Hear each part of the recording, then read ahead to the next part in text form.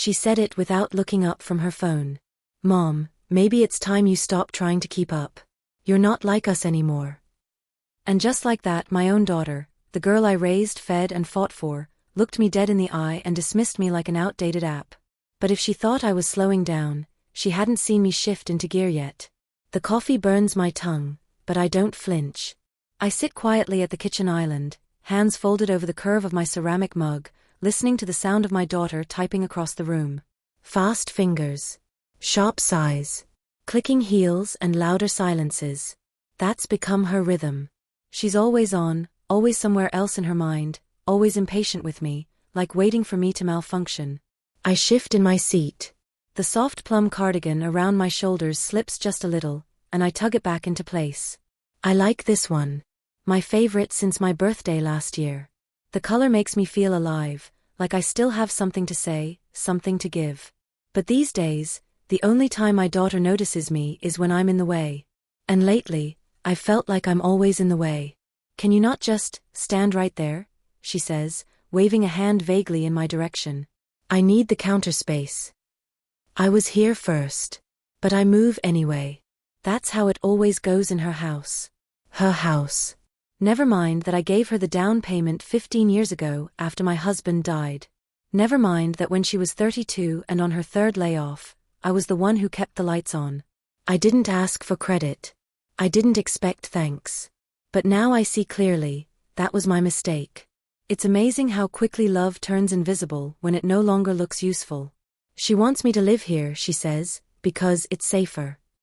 But I know the truth. It's convenient. I'm a built-in babysitter, a second dishwasher, and a quiet reminder that she's not the little girl who once cried in my lap over scraped knees and broken dreams. She's moved past me now, professionally, financially, socially. And she doesn't miss a chance to remind me. Like yesterday. She'd come home from yoga, all flushed cheeks and self-importance.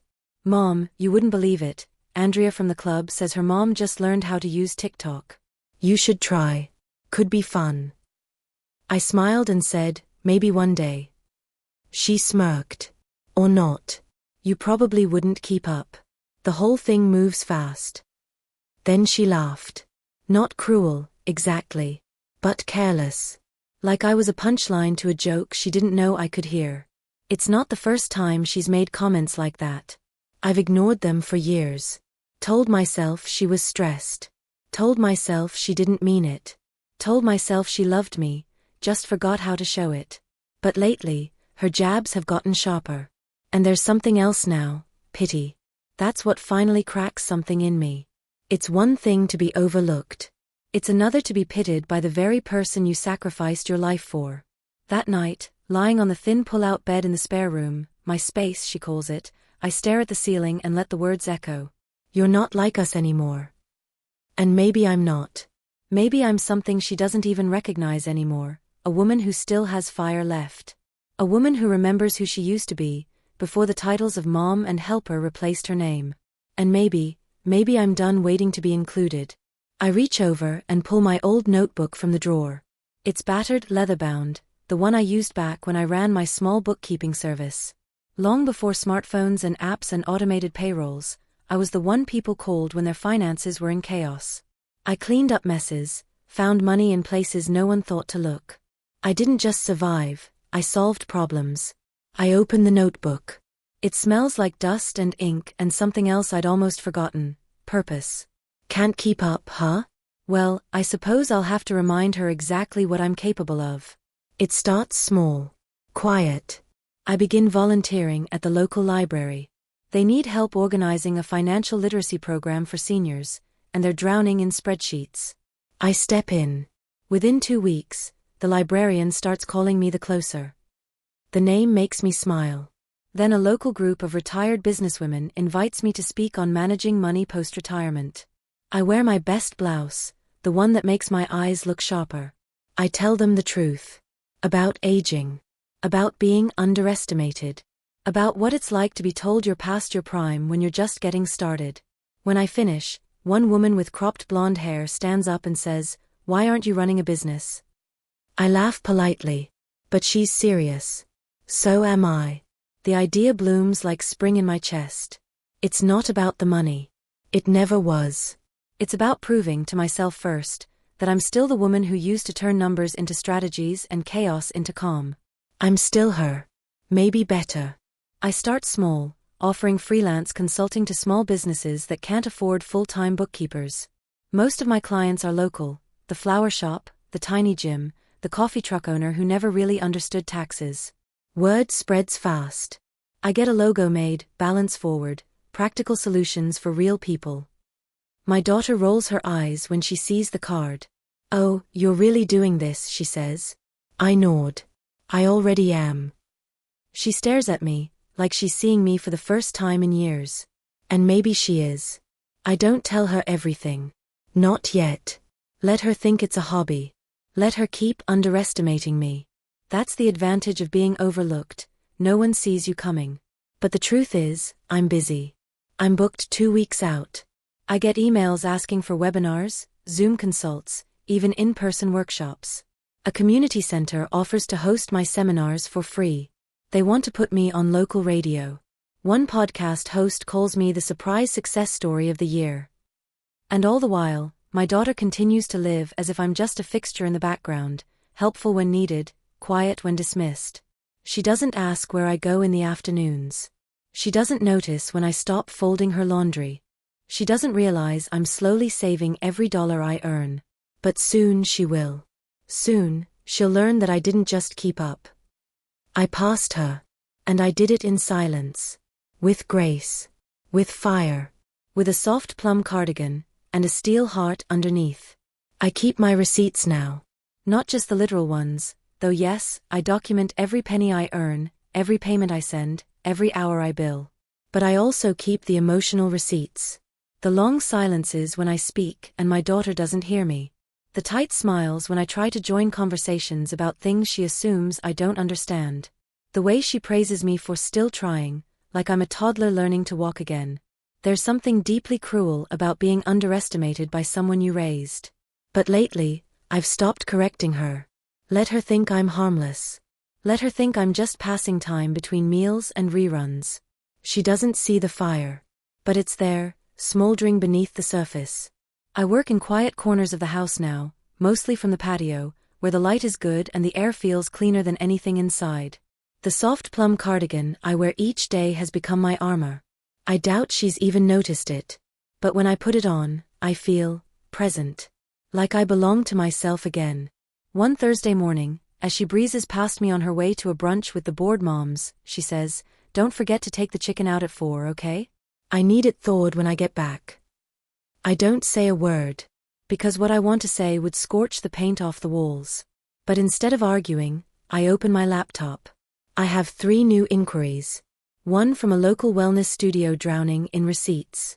Another from a woman in Arizona who saw my name on a Facebook business group. And the third? The third is from a man named Paul. That name makes me sit up a little straighter. Paul owns Insight North, one of the fastest growing financial consultancy firms in the region. I remember him. Back when I was still consulting quietly on the side, before I moved in with my daughter, I'd once sat in a seminar where he spoke about streamlining legacy practices. He was sharp. Maybe too sharp, all edge, no empathy. But I remembered his numbers. He ran a tight ship. His email is brief. "I heard from a mutual contact you're offering one-on-one system audits. We're expanding. We've had some back-end errors with a small competitor. Your name came up. Are you available for a consult this week?" I freeze on the word competitor. There's a pit in my stomach before I even click the attachment. When I do, my hands go still. Because that small competitor he's referring to is my daughter's husband's company, West Harbor Financial. Her husband, my son-in-law, is running a struggling financial startup from their basement, pretending it's a thriving tech-forward firm. I know this because I've seen the mail, overdue invoices, statements marked final notice, contracts that look more like favors than legitimate deals. And I know he's using my daughter's contacts to survive. He's also using her pride. And she's too loyal or too blind to see that she's going down with him. Now Paul, the predator in a crisp suit, wants to pick them off like prey. And he's asking me to sharpen the blade. For a moment, I stare at the email. Then I type. Happy to meet. Friday at 2 p.m. works for me. Friday afternoon comes. I wear a pressed blouse, my soft plum cardigan, and just enough perfume to remind myself I still enjoy being seen. Paul's office is all chrome and glass and tension. He looks surprised when I enter, but quickly masks it. You're not what I expected, he says. I get that a lot, I smile. The meeting is direct. Clinical. He wants a discreet audit. He's looking for exploitable weaknesses in West Harbor's structure. The moment he pulls up their files, I recognize my son-in-law's disorganized fingerprints. They've over-leveraged their funding. Their digital assets are undersecured. Their margins are crumbling. It's like watching a slow-moving train wreck, but this time, I'm not screaming from the tracks. Paul leans back in his chair. Can you cleanly map out where they'll crack first? I nod once. Yes. And when? Good, he says. I want to move before Q2. I leave with a check. But I also leave with something heavier, the knowledge that I'm about to be a fault line in my daughter's world. And strangely, I don't feel guilty. Because I warned her. In softer ways. For years. And she laughed. That night, I come home to find her sitting on the couch with her laptop. Her husband's pacing on the phone behind her, rubbing the back of his neck. He's muttering words like funding, pivot, push the deadline. The house smells like burnt rice and broken plans. I walk past without a word. She doesn't ask where I've been.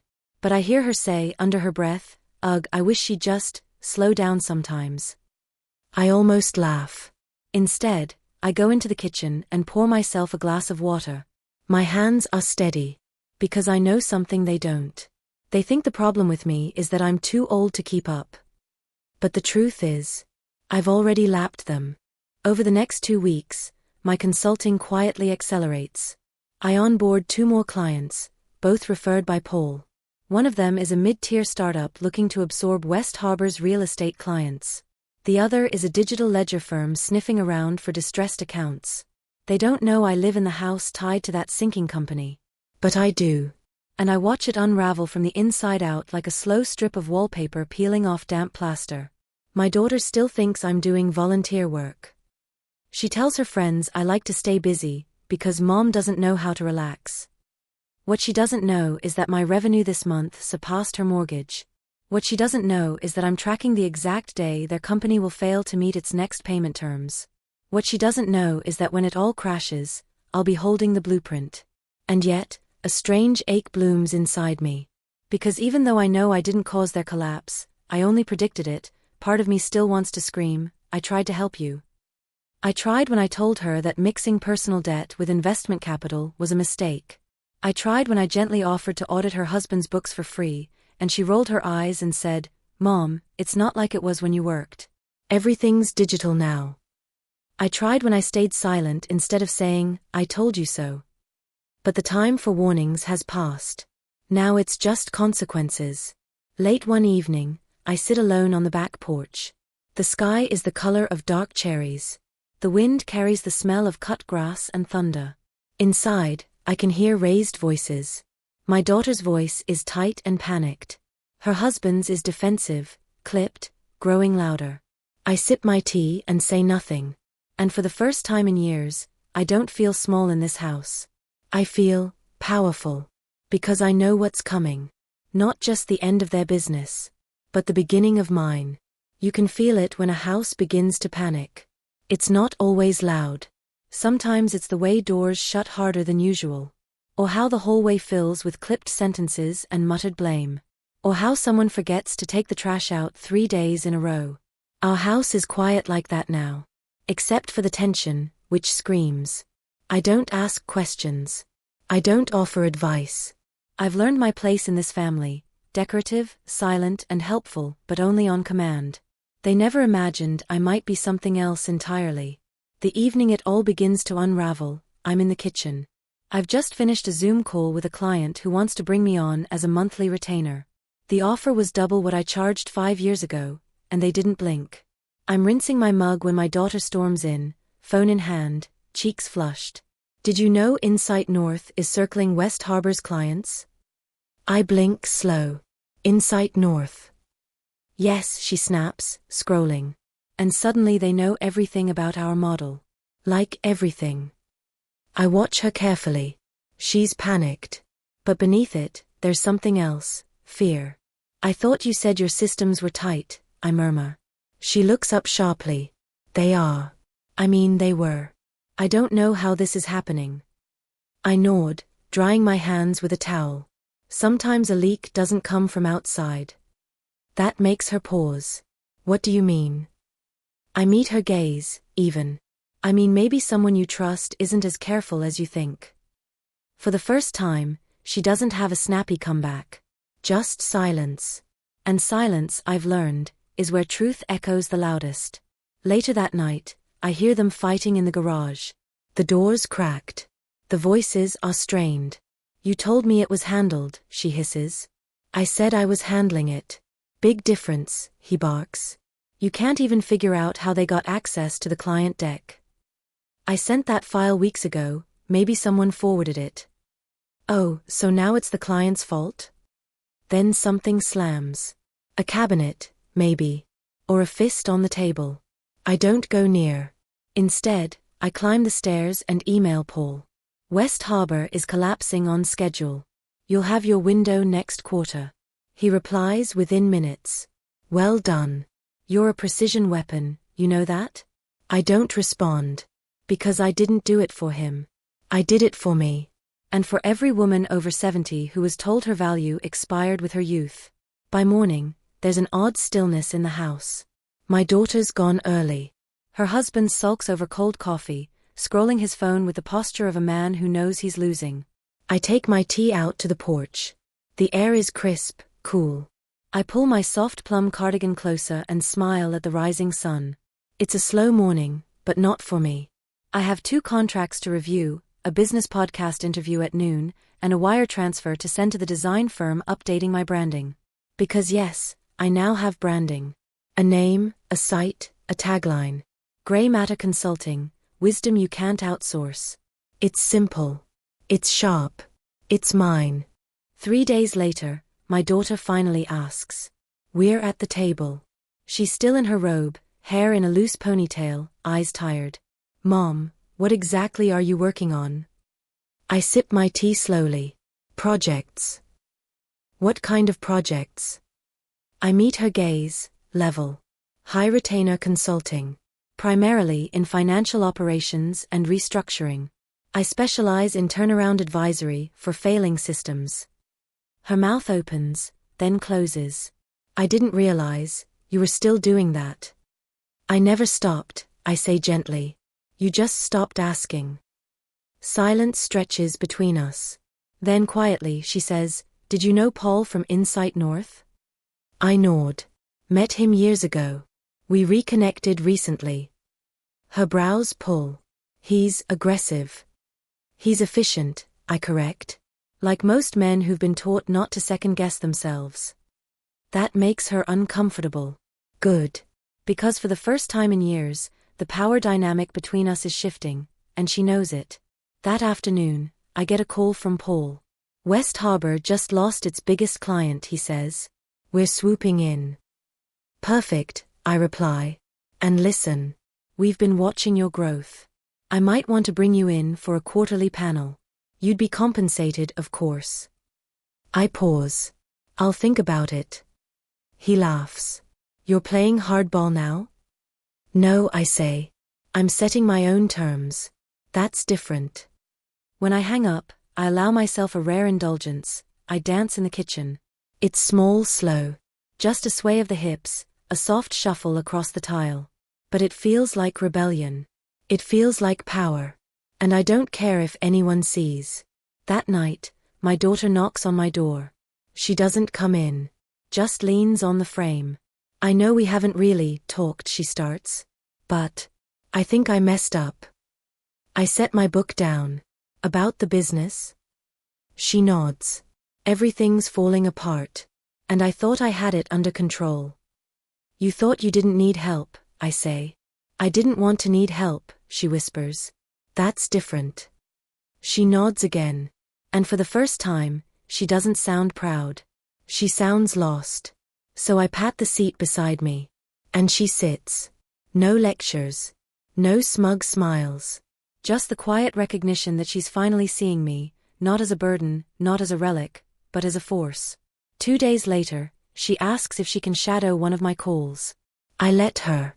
She sits wide-eyed, as I walk a client through a restructuring model. As I field a compliance question. As I translate a tangled mess of numbers into a clean, actionable plan. When it's over, she says, stunned, "You're really good at this." I smile. I've had 50 years of practice. And for once, she doesn't try to match me. She just nods. On the first day of the next month, I take a quiet walk to the bank. I transfer money into a business expansion account. It's more than enough for an office, should I ever want one.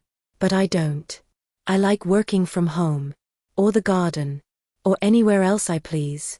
Freedom, it turns out, is worth more than any address. As I walk back, I pass a young woman, maybe 30, maybe 35, in a sharp blazer, phone pressed to her cheek. She barely notices me. And that's okay. Because I know who I am now. I'm not invisible. I'm just underestimated. And that's always been my favorite disguise. My daughter thinks she's good at hiding her fear. But I see the tremble in her hands when she thinks no one's watching. She's been working late, disappearing into that cold home office of hers with nothing but spreadsheets and coffee and the echo of her own stubborn pride. The panic is setting in, and fast. She's already laid off 2 people. Her business credit card was declined this morning when she tried to order lunch. She came home with a bag of groceries she paid for in cash. I know because I checked the receipt left on the counter. The girl who once looked down her nose at my sensible budgeting now scrapes the bottom of a business that's bleeding. And I haven't even made my final move. Not yet. At dinner, she doesn't speak. Her husband pokes at his food like it's gone cold, and it has, though no one cares. The toddler whines. The teenager scrolls. And me? I chew slowly, quietly, knowing exactly where this is all going. After dinner, she corners me. "Mom, I need to ask you something," she says, arms crossed, voice tight. I tilt my head. "Did you share anything about our business with Paul?" I look her in the eye. "Paul who?" She squints. "Paul Richter. Insight North." I sip my tea. "We've worked together. I didn't discuss your business, if that's what you're implying." Technically, it's not a lie. I never discussed it. I simply showed them everything they needed to outperform her. "I don't know what's happening," she mutters. "Everything's unraveling. It's like someone's actively working against us." I give her a long, quiet look. "You ever think maybe the way you treated people might finally be catching up with you?" She flinches. Just slightly. But it's there. She knows. She just doesn't know how much I know. Or that the woman she said couldn't keep up is about to pass her by so thoroughly, she won't even be visible in the rearview mirror. That night, I email Paul. Delay acquisition of West Harbor assets for 72 hours. Let them sweat. She'll come to me soon, begging or pretending not to. He replies. Ruthless. I love it. But I don't feel joy. Not yet. Only focus. The next morning, my daughter is waiting for me in the kitchen. Coffee brewed. Fresh muffin on a plate. A peace offering. "Can we talk?" I sit. Nod. "I'm sorry," she says. "About before. You were trying to help, and I acted like I didn't need you." I don't speak. I let her keep going. "It's just. I always thought if I showed weakness, everything I built would fall apart." I study her carefully. "You didn't build it alone." "I know," she whispers. "You taught me everything I knew. And then I acted like you didn't exist." I finally take a sip of coffee. "You wanted independence," I say. "But you confused that with superiority." She closes her eyes. "I don't know how to fix this," she says. "I've burned bridges. My team's scattered. The clients are leaving. And now." Now she's realizing that the woman in the soft plum cardigan across from her has been steps ahead this whole time. She looks at me and asks something I never thought I'd hear. "Will you help me rebuild?" I could. I could roll up my sleeves, sit beside her, and do the work. But that's not what this story is about. This is not a tale of redemption. It's a reckoning. I shake my head, slowly. No. She freezes. What? I spent decades helping you build your empire, and the second you thought I had nothing left to offer, you discarded me like packing peanuts. I didn't mean. You did, I say firm. You meant every word. You said I couldn't keep up. You said my time was done. And now that your time is cracking at the seams, you want to borrow my glue. Tears brim in her eyes. I stand slowly, my back straighter than it's been in years. You didn't want me beside you when things were good.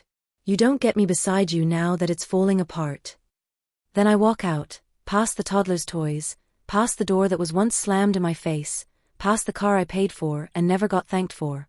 I spend the rest of the day in my own small apartment, the one I bought in full last month. It's quiet here. Just my plants, my laptop, and a desk overlooking the city skyline. I call my assistant, yes, I hired one last week, and ask her to schedule the acquisition of West Harbor's client list. Paul has already negotiated it.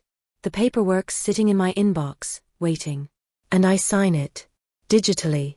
With a flourish. Just like that, her business loses what little oxygen it had left. And mine? Mine expands. By Friday, the rumors swirl. The clients know. The staff knows. Even her smug husband knows. They know it was me. The woman in orthopedic shoes. The one in soft plum, smiling politely while dismantling an empire built on pride. She doesn't speak to me that weekend. But I catch her looking at me during Sunday breakfast. Really looking. Like she's seeing someone she forgot existed. Someone she thought was slow, out of touch, irrelevant. Now, she sees power in every wrinkle. Wisdom in every stare. And strategy in every sip of tea.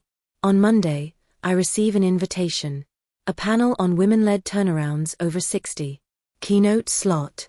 I almost decline, but then I remember the way she laughed when I asked to see her pitch deck 6 months ago. I accept. And I wear soft plum. And I start my speech with, when my daughter told me I couldn't keep up, she wasn't wrong. I wasn't keeping up. I was moving ahead. The room goes still. Then applause. Long, thunderous, unapologetic applause. I don't smile. Not until I see her, sitting in the back row. Mouth open. Eyes wide. And finally, silent. They say revenge is best served cold. But I didn't serve mine on a plate. I served it on a stage. In front of a crowd of 400. With cameras, applause, and my daughter in the back row, her hands trembling in her lap. After the keynote, people gather around me like bees to a hive. Executives. Founders. Journalists. A girl barely 30 asks if she can shadow me for mentorship. I give her my card. Funny. I spent my entire life building in silence, letting others take the credit. Now, in my so-called twilight years, I'm the headline. The authority. The fire everyone wants to warm their hands near. But not everyone applauds. Later that night, there's a knock at my apartment door. I already know who it is. When I open it, my daughter stands there in a wrinkled blouse and jeans too tight for the occasion, her pride held together by the thinnest thread. She doesn't speak right away. Just stands there, looking smaller than I've ever seen her. I let her in. She sits on my modest sofa like she's trying not to wrinkle the fabric, even though this couch cost me less than one of her handbags. I didn't know you'd gone that far, she says. I sit across from her. Far. She exhales. With the clients. The staff. The acquisitions. I thought it was a jab. I didn't think you'd take the whole thing. I sip my tea. You didn't think I could. Silence. That's not what I. That's exactly what you thought. You told me. Every day. In every look. In every time you pushed me out of the meeting room like I was someone's +1 instead of the reason you were in that room at all.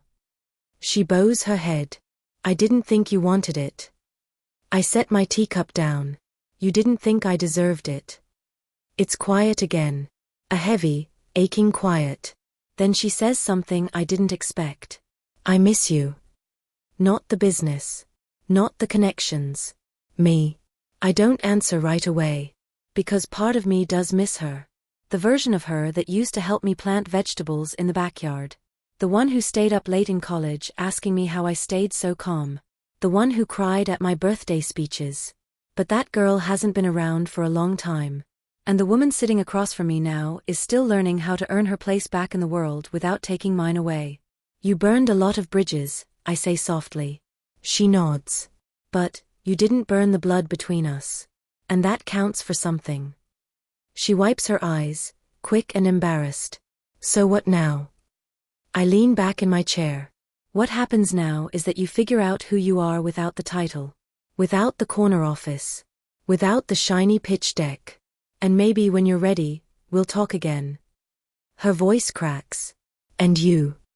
I smile, not with smugness, but with steel. I keep building. And I do. My consulting firm triples in size over the next 2 months. I don't just acquire old clients, I create new ones. Younger founders seek me out, asking for mentorship. I start hosting workshops. I'm invited to Washington, D.C. for a roundtable on aging and entrepreneurship. I write a piece titled "They Said I Couldn't Keep Up," so I made the path ahead. It goes viral. People stop me on the street. Ask for advice. Ask for photos. Some are daughters. Some are mothers. Most are women who've been told to slow down, step aside, stay silent. Not anymore. My daughter sends flowers on my birthday. Calls on Sunday. Sometimes she sends articles with the subject line, "Saw this and thought of you." I don't delete them. But I don't always reply either. Not out of cruelty. But because I'm living in motion now. And I no longer wait for anyone to validate the path I'm on. Then one evening, I'm on my way home from a board meeting when my phone buzzes. "Daughter, can I take you to dinner?" No agenda. Just us. I pause. Not because I don't want to go. But because this is the first time in years she's asked for my time, not my expertise. I say yes.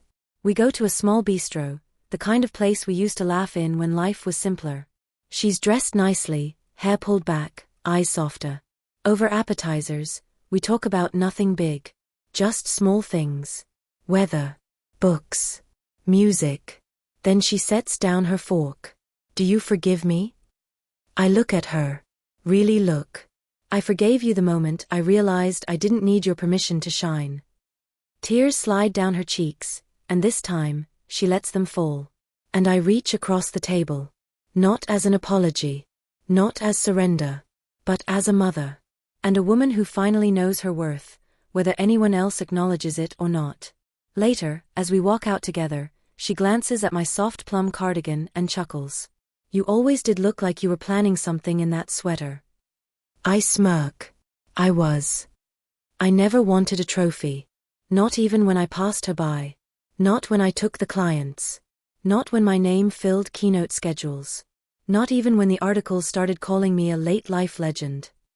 What I wanted was dignity. And I've earned it, every thread, every breath, every stare of disbelief turned into stunned silence. Now I sit by the window in my condo, sunlight catching the edge of my teacup, reflecting like a crown I never asked for. In the distance, I hear the faint music of children playing in the park. And I wonder for the first time in years if maybe, just maybe, peace was waiting for me on the other side of the fire. My daughter calls more now. Not for advice. Not for access. Just because. Sometimes we talk for 5 minutes. Sometimes for 2 hours. It's unhurried. Unscripted. There's a relief in knowing I'm not bracing for the next interruption, the next eye roll, the next way she might dismiss me as too old or too delicate. We even start a tradition. Once a week, we meet at a small bookstore cafe halfway between her condo and mine. No business talk. No lectures. Just a mother and daughter relearning each other. One morning, she brings a box with her. A dusty one. "I've been cleaning out the old house," she says. "I thought you might want these."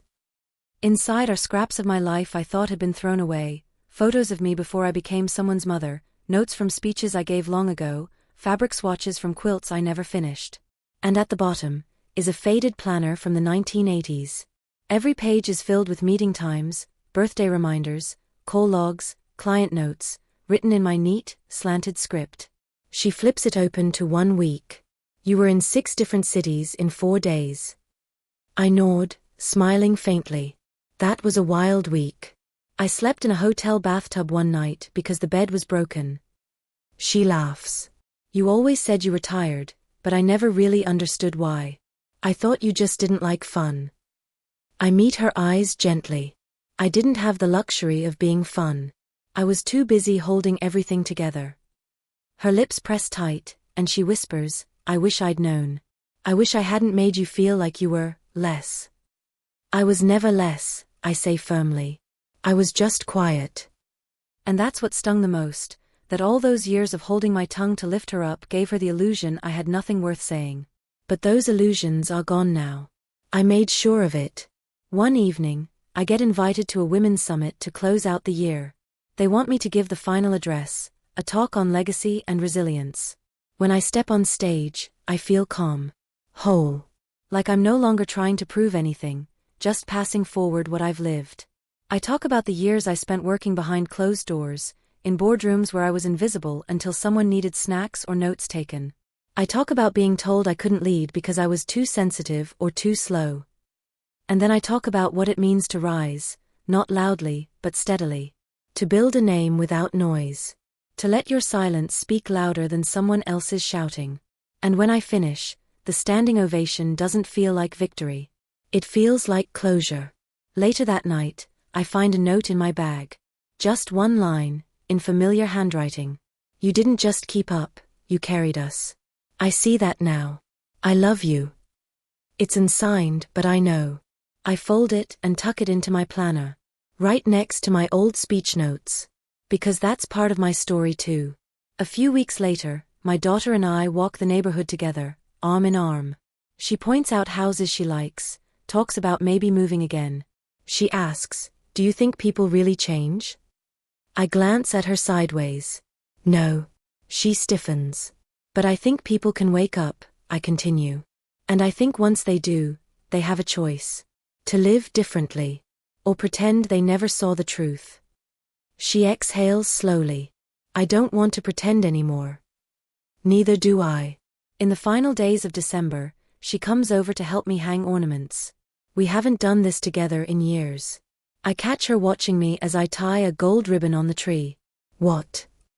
I ask. She smiles. You've got more energy than I do. I grin. Told you, I'm just getting started. I may be 75. But I'm not winding down. I'm building my second wind. Not to spite anyone. Not even to impress anyone. Just because I can. Because I never stopped having ideas. I never stopped having power. I never stopped being me. I just stopped asking permission to show it.